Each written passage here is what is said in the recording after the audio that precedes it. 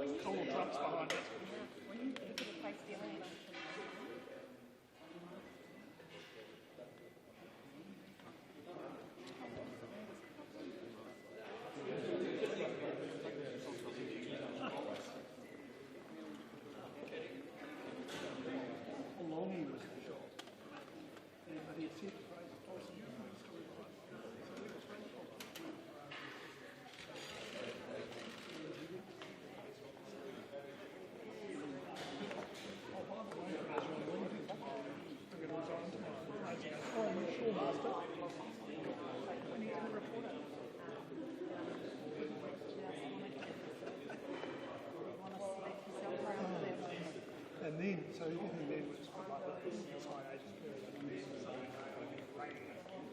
the Sunday starts. Is it going?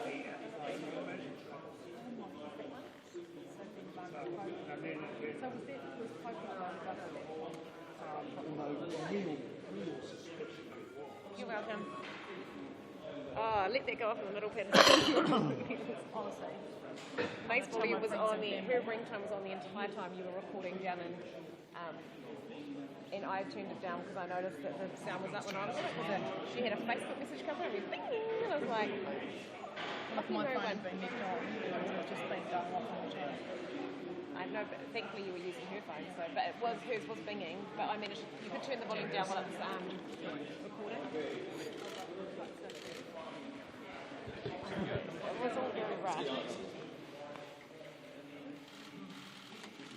Oh. Sorry. Yeah, I know.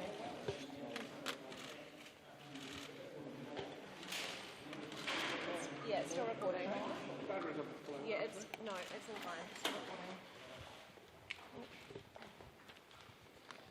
Good afternoon. You want to ask questions? What's that? Oh, and I'll just make a few statements first. It's been a privilege to work alongside the Prime Minister for the last 10 years, and I think there's been a sense of sadness and disappointment in the Cabinet and the caucus and the National Party, and no doubt shared by the New Zealand public who, for the last 10 years, many of whom for the last 10 years have been strong supporters of John Key. His confident and optimistic leadership has brought this country through some of the most challenging times it's faced for many decades, and he's left New Zealand a more confident, more assured and more resilient country than it was when he took over the Prime Ministership back in 2008. His style of leadership has been exceptionally positive for the team that's worked with him day to day, ministers, MPs and staff, and I think many of them would feel the same way, that they benefited enormously personally from the way that John Key has led the team inside government, as well as the way he has led the country.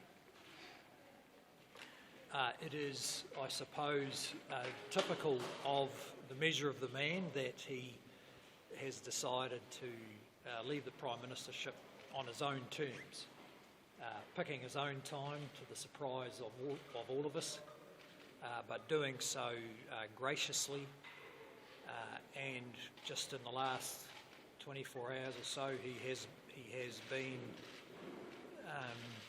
as always, considerate and thoughtful of those around him, particularly those who've worked closely with him. The timetable that he's outlined gives the caucus the opportunity to consider the implications of this surprising development. Many of them have only known John Key as the leader and Prime Minister, and so the idea of a leadership change is new to them. But his timetable gives the caucus the opportunity to work out the implications, have their own internal discussions about how they want to deal with a leadership change, and it provides the opportunity, I think, to maintain the kind of unity, cohesion and consideration that have been a feature of the John Key-led National Party. It's a tribute to him that in announcing his resignation, he leaves behind a cohesive team with plenty of talent and energy to take New Zealand forward, because what this is fundamentally about is the capacity of this government to make a change of leadership, to renew its approach and to lead New Zealand forward, because that's fundamentally the job of government's about leading the country. So are you And standing? we'll work through that in the next wee while. Are you going to stand to replace him? Well, look, the caucus has only known about this for 2 or 3 hours, and I think we just want to give ourselves a bit of space. I personally would like to be able to talk to members of the caucus, talk to my family in considering it, but I certainly appreciate John's endorsement. When were you first told about this? Well, as he indicated, he had some discussion with me back in September when he came back from the Security Council. He really only confirmed the details of the announcement either last night or this morning. Did you get a shock? I was surprised back in September, certainly, that he was considering it. And it's a sort of thing which, because it's never happened before, you don't quite believe it till it happens. I can't recall a Prime Minister who has taken this kind of step while they are doing as well as they've ever done, and while the government's in good shape, decide to step down. So it turns out he is as remarkable as you might think. What effect is it going to have on the National Party? Oh, look, I think it'll be... the National Party will clearly be very surprised today about this announcement, but I think they will adapt to it in time. Look, the party's in great shape. It's well funded. It's well organised. It's got got strong membership, and I think some real ambition to win the 2017 election and continue beyond. And it's in the kind of shape where it could certainly achieve it. But you're not ruling out standing for leader? No, I'm not ruling it out. As I said, I appreciate the Prime Minister's support, but for the reasons he's indicated about why he's moving on, it's something you just need to consider pretty carefully. When will you decide? Oh, look, with these, I'll be talking to caucus members today and my family today and tonight, probably tomorrow. There will be speculation that there's more to it than what meets the eye, that he's either sick or something else has happened. What would you say to that? What's your understanding? Well, there's nothing more to it. He's, as he said in his press conference, he's always tried to be direct and open with the New Zealand public, and he is being direct and open with the New Zealand public. It is hard. He came into this job on his own terms, and kind of different from the usual politics, and he's exiting on his own terms. You had a bad run. Why wouldn't you stand? Well, that's just a discussion I would have with caucus and caucus members and my family, but certainly I wouldn't stand if there wasn't strong caucus support for me standing. You had a bad run 15 years ago as leader. Have you changed as a person and as a politician since then? Well, look, you learn more from losing than you do from winning. And in the last 10 years, I've had a masterclass every day from John Key about how to do politics. But in the end, the caucus will decide about whether my skills are better or different than them. What do you think John Key's legacy will be, if you could name one thing? Oh, look, I think it's just a greater degree of confidence and assurance of New Zealanders about their own country. Minister, do you think that if you were to put your hand forward, do you think that one of the shortcomings may be seen as the fact that you have just been around for such a long time? Do you think that could be seen as a shortcoming of a potential Bill English leadership? Look, that'll be fun. In the first instance, a matter for the caucus to decide.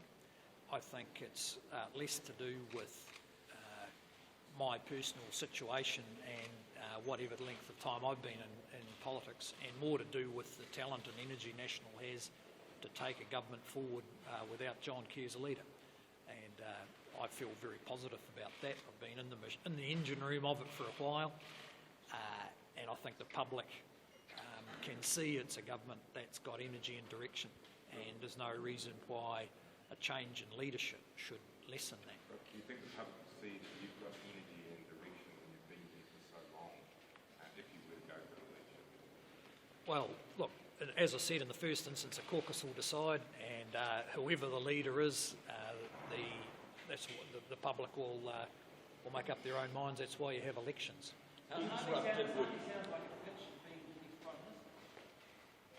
Well, as I said, the Prime Minister's allowed a timetable, and the caucus, there's a caucus that's under John Key's leadership got a strong cohesion. It's involved in the decision-making process. That'll be the same for the leadership. As a,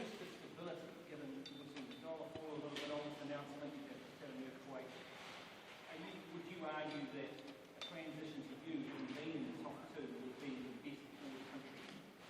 Well, look, we certainly put a strong focus on things that have worked under John Key's leadership, and that is stability, strong understanding of the economy, looking after the most vulnerable when times are tough. We would expect that to continue. Are you worried that this will be whoever wins, you don't need to seek a mandate straight away from the early election?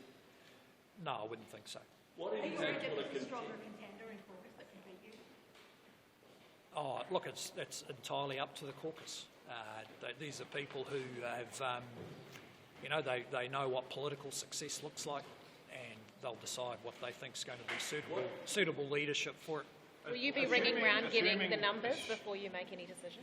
Well, look, I'll be discussing the prospects and what the best result is for the caucus over the next 24 hours. If you don't run for leader, would you want to stay on as finance minister?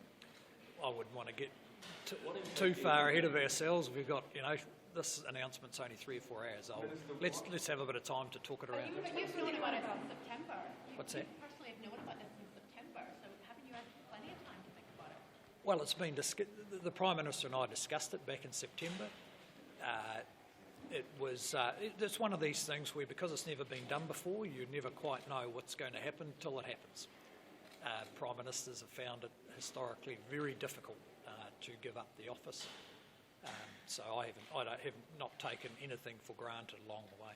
What impact do you think a contested election would have on the perceptions of the government? Well, as I said, this is a caucus who's seen the political success of unity and cohesion, and that's John Key's put a premium on that. I think it's now part of our culture, and I'd expect that the issue of leadership will be dealt with internally, because we can see that stability is important. So you're saying that by next Monday, caucus will have agreed on a leader without having to go to a vote?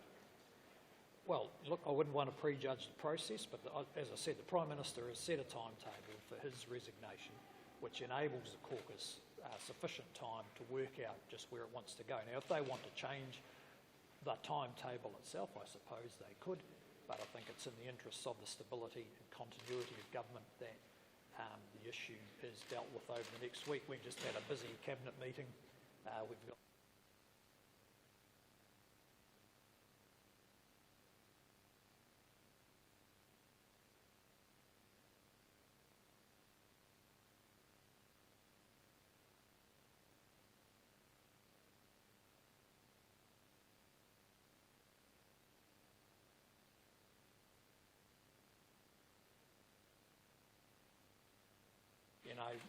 brawling, public brawling that you see over leadership changes in opposition.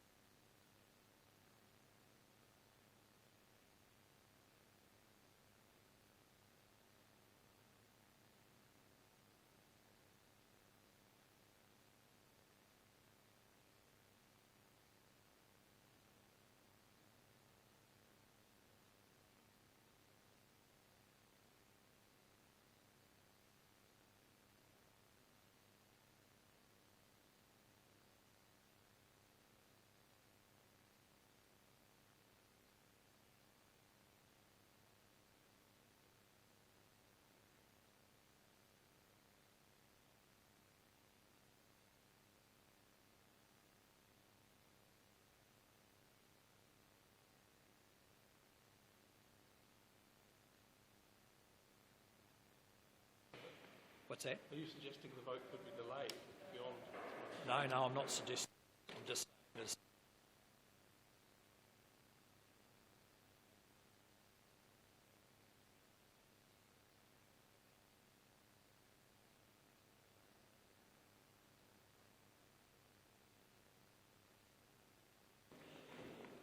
Well, I think they're this is a caucus that's been together for a while. I think they know.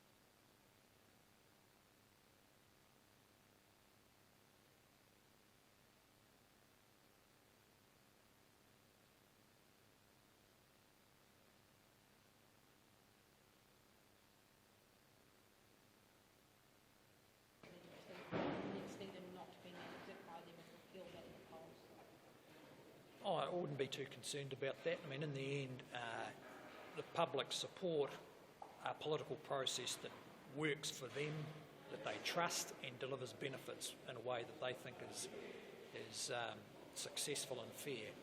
And in that sense, personalities have some impact on it, but what's important is delivery. And John Keys, I think, demonstrated that.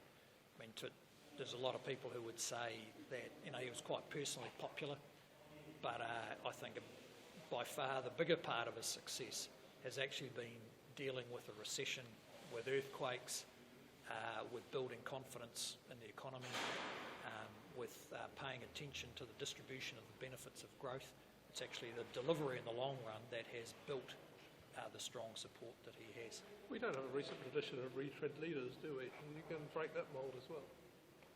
Well, let's see how that turns out. I wouldn't want to prejudge it. Okay, thank you very much. Thank you. Thank you.